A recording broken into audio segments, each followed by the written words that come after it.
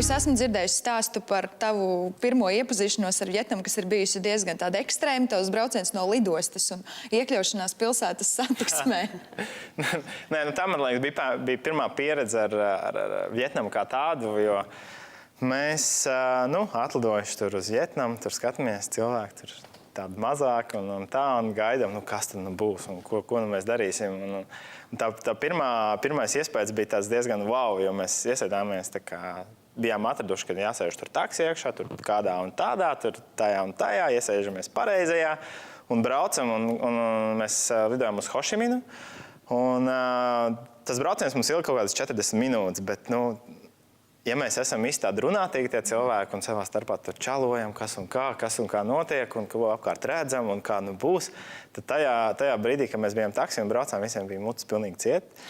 Neviens nerunāja, mutis bija visiem vaļā, jo mēs skatījāmies, kas notiek ārpusē, jo mēs nebijām redzējuši tik daudz rollerus un tik daudz tās mašīnas un tā satiksmes organizācija, kad visi tā kā pēla, tā kā zivis.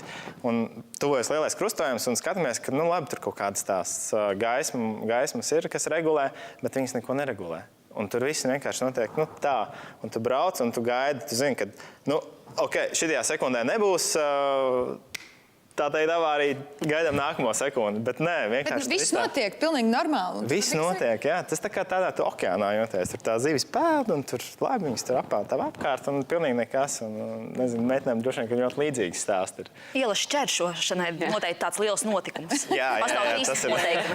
Tātad pirmais ir vispār nešķērsot ielu, kas nav iespējams, ja tev jānokļūst ielas otrā pusē. Pirmo dienu, man liekas, tāds ir. Jā. Otrais noteikums ir turēties blakus kādam vietējam, ar viņu kopā uzmanīgi šķērsot ielu. Un trešais noteikums, tad ej lēnām pāri, bet nekādā gadījumā neapstājies un nekāpies atpakaļ. Tad izdzīvosi. Tas ir līdzīgi kā Romā arī.